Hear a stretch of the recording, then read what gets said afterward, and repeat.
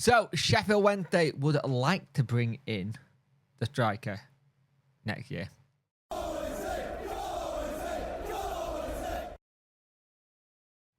Hello and welcome to this video. If you could like, share and subscribe to the channel, I really do appreciate it. Every little helps. It helps me get the engagement. It helps everything go forward.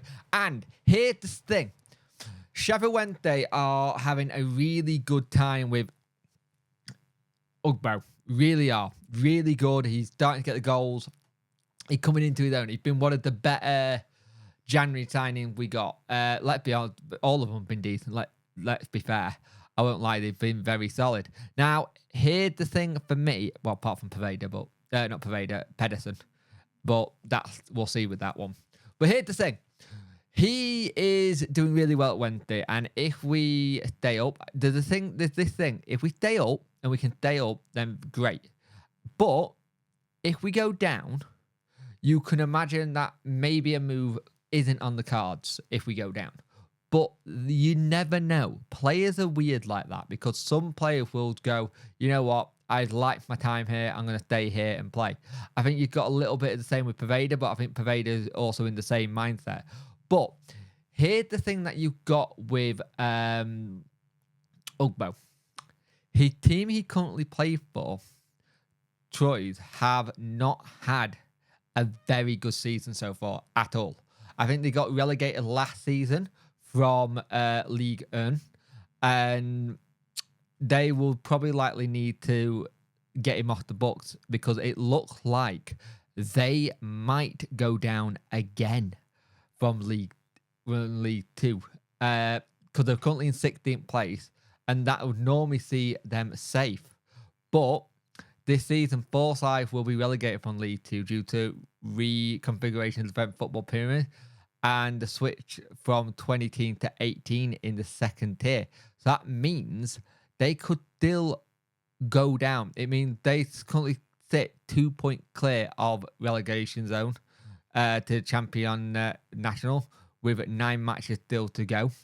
And that's the thing. We have the situation where if they go down, that could be a good thing for us. Now, granted, he could have contract till 2026. If we can stay up and they go down, we could get a deal here, a better deal than we would if they both teams stay up. Now, I don't know what kind of deal you will want to do, but it's one that you want to try and get. He's one of the better paid players. We have received praise from the Canadian boss for how he's been, and Ugbo himself can just say how things have clicked. Now, this is the thing. Until we know what league we're in and stuff like that, you don't really want to start the transfer talk.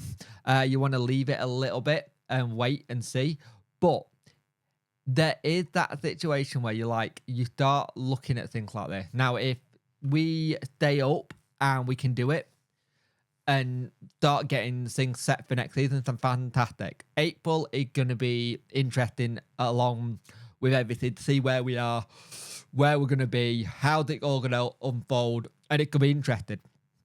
So we will see how that goes with that. But getting Ugbo will be fantastic. Now let's talk about 2 players who are currently at Wednesday.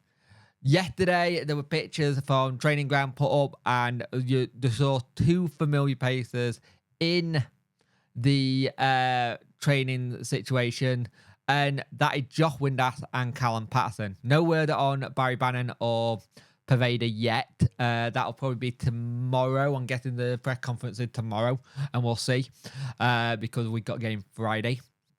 But having Patterson back would make a big difference because I tend to think since we lost Patterson and that defeat to Coventry, we lost a lot of that momentum in terms of somebody who can press really well and just get the ball to the people who need to once they've done the press. And I think when it was him and Calamarchi, it worked really well. Now, if we could get both Windass and Patterson back in the next week or so, that will be a real big boost for Wednesday, just going into the next couple of games, because the next couple of games are not easy, to say the least. It's going to be interesting to see when they can pull out the bag in terms of the last couple of games. Because Swansea, Middlesbrough, big game after the Middlesbrough game, which is QPR. Norwich will be difficult because they're trying to push on a little bit. The two games that I look at games in the little run-up where it could be difficult is probably Swansea, Middlesbrough, Norwich, and West Brom. Ideally. Middlesbrough the one I really do, but Swansea are hit and miss. So we're going to have to be on our A game in those games. And making sure...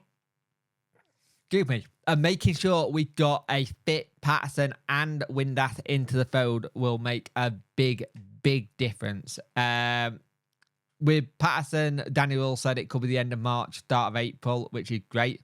And we on Windass, it wasn't quite a positive because he said his own comeback could be until next week. However, them both being in training is just what you want and need at this moment in time. So hopefully we can see them kick on, push on, and get into the first team situation again and get us in the position where we need to be staying up. Like that, there's some winnable games in the games we got, and you just hope there's not been too much damage on the mental side with the last two games we had before the break. So we will see what happens there, but hopefully it's good news in terms of getting them both fit, and hopefully in the summer, if we stay up, maybe if we go down, I don't know, but if we stay up, maybe we can do a deal for Ugbo. I like it.